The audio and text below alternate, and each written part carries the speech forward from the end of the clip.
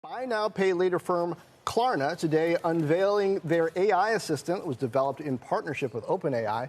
Since launching globally last month, the AI assistant has handled 2/3 of Klarna's customer service chats, is doing the equivalent work of hundreds of customer service agents. Joining us now is Klarna's CEO, Sebastьян Сиемиатковски.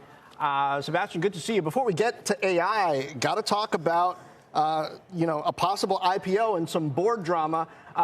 We're looking at you as being one of the big potential, maybe even $20 billion IPOs as soon as this year. Is everything stable with the board now? Sequoia tried to oust your longtime advisor, Michael Moritz, but he's staying, and now you got a new board member from Sequoia?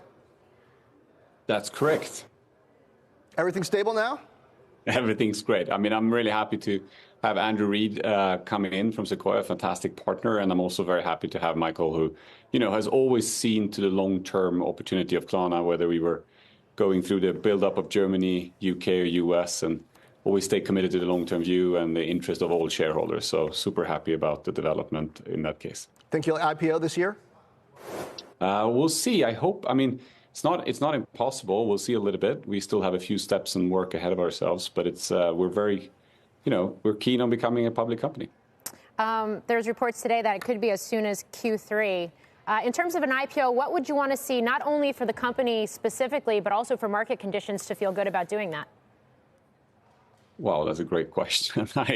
I don't know. I mean, for the company, it's been very clear to me, at least. It's always been I think the Google IPO to me is like the dream IPO, in the sense that you had this amazing company who had created a fantastic product of great value to its customers, was profitable, but at the same point of time had huge growth opportunity ahead of ourselves, as we now know, looking back. And I think that's very similar to where we are. I mean, we have 0.6% of the total payments market or something like that. We're growing very rapidly, and we have a fantastic product for consumers and merchants alike. So I think, and finally now also profitable in the US, and US being our largest market by revenue. So like all of those boxes are ticked, at least from my perspective. Okay, so let's talk about the news of the day then.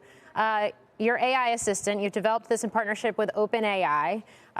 You put out some interesting stats, very compelling stats about this AI assistant. 2.3 million conversations, 2/3 of Klarna's customer service chats, and that it's doing the equivalent work of 700 full-time agents. Walk me through this and what it means for productivity for the company and for profitability for the company. Sure. I mean, first and foremost, it's important to stress here, this is not a co-pilot. This is actually having on itself the conversations and helping customers resolve their errands. It matches humans on customer satisfaction. It is actually slightly more accurate in resolving those errands, which means that we have a 25% reduction in repeat inquiries.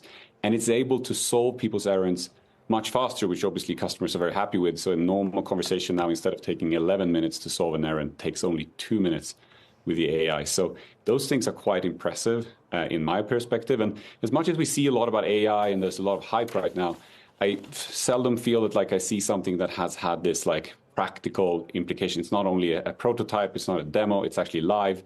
It's covering 23 markets, it's conversations happening in 35 languages. So we're very proud about the effects, and obviously will have a massive impact. I think it's about a $40 million profit improvement for the company this year. Sebastьяn, we talk about you as a buy now, pay later company, but a big portion of your business is on unified checkout. It's on streamlining the ability for merchants to be able to understand exactly what customers want and which customers might be attractive to them. How do you see that playing out? As we've just had eBay results come out, it is up after hours, but how is the retail landscape changing as data takes a more prominent role? Well, I think it is. I think that this, exactly what you're pointing out, is very critical. I mean, from our perspective, first of all, I'm very happy that eBay is actually a partner of ours in some markets, so hopefully we can expand that partnership. We're very proud to work with eBay.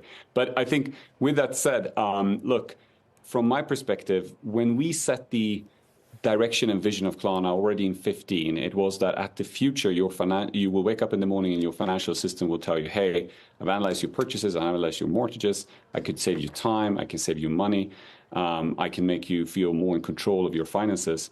It's really what the bank was supposed to be for you. But it really hasn't been, or the industry hasn't been able to provide that value for their customers, and maybe more seen to their own profits than anything else. So I think that that's the future. And the more the more data customers have decided to share with us as a company, the better, obviously, our recommendations and the service we can provide to them is. So this is why it's been very critical to find ways to allow customers to share data so that the services we provide become more meaningful and value add to them. So data is very much at the core of that.